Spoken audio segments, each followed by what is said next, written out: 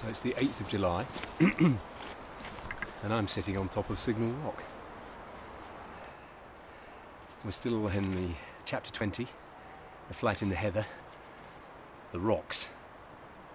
I dare say it would be 9 in the morning when I was roughly awakened and found Alan's hand pressed upon my mouth. "Shh," he whispered, "you are snoring."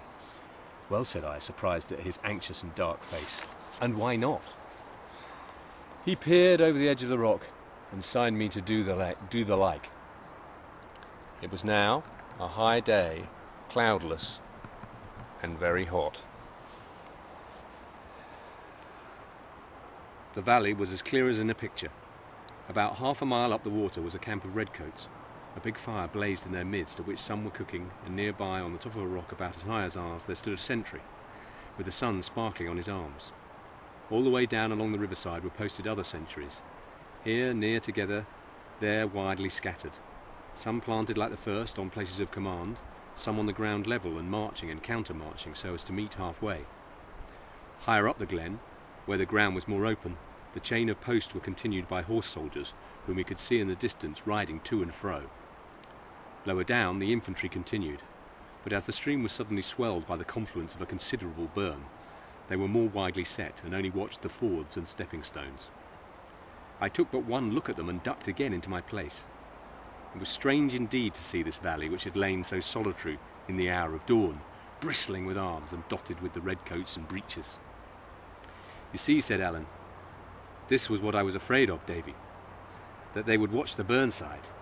They began to come in about 2 hours ago, and man, but ye had a grand hand at the sleeping. We're in a narrow place.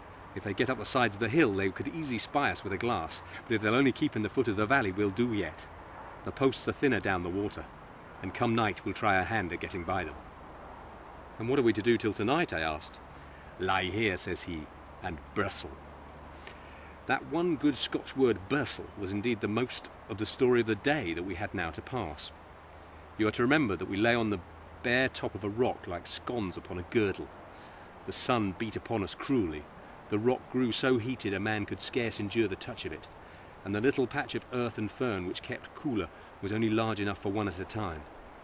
We took turn about to lie on the naked rock, which was indeed like the position of that saint that was martyred on a gridiron, and it ran in my mind how strange it was that in the same climate and at only a few days' distance I should have suffered so cruelly, first from cold upon my island and now from heat upon this rock. No kidding, the weather changes round here on a sixpence. It's quite extraordinary. All the while we had no water, only raw brandy for a drink. Well, I haven't got any of that. Which was worse than nothing. I wouldn't say that. But we kept the bottle as cool as we could, burying it in the earth, and got some relief by bathing our breasts and temples. The soldiers kept stirring all day in the bottom of the valley, now changing guard, now in patrolling parties, hunting among the rocks. These lay round in so great a number that to look for men among them was like looking for a needle in a bottle of hay. And being so hopeless a task, it was gone about with the less care. Yet we could see the soldiers pike their bayonets among the heather, which sent a cold thrill into my vitals, and they would sometimes hang about our rock, so that we scarce dared to breathe. At last, Alan proposed that we should try a start. I was by this time afraid of but one thing in the world, and that was to be set back upon the rock.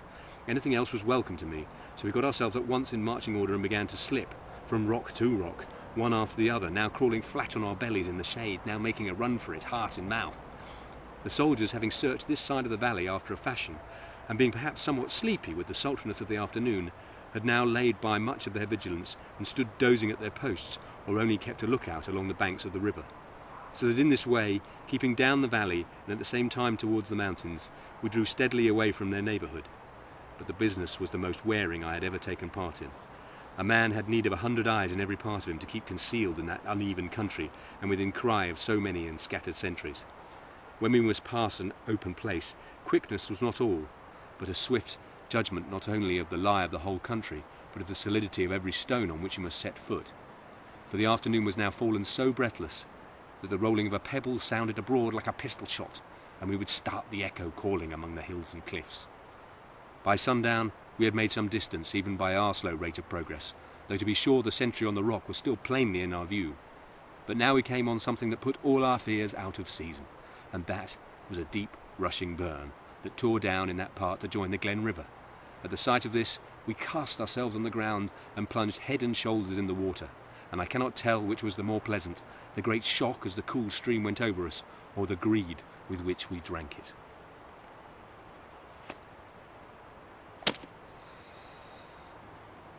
Hide and seek then. We played Blightman's Buff before. It's all a bit hide and seek. So I get a nice long stay here, a little bit of a scurry along the hills, and then I'm up and away into the hue of Conakry.